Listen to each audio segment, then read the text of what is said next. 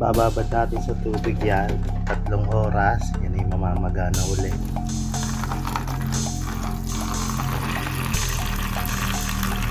Yan, iniwa ko na yung dried meat.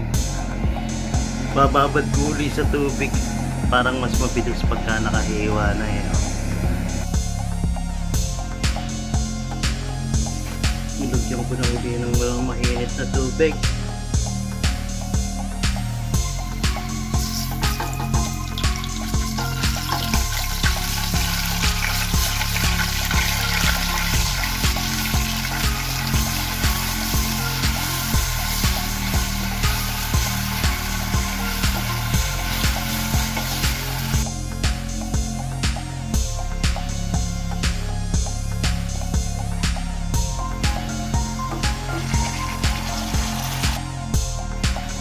Sinimer ko na yung sukuti sa gochujang para ngay lumambot.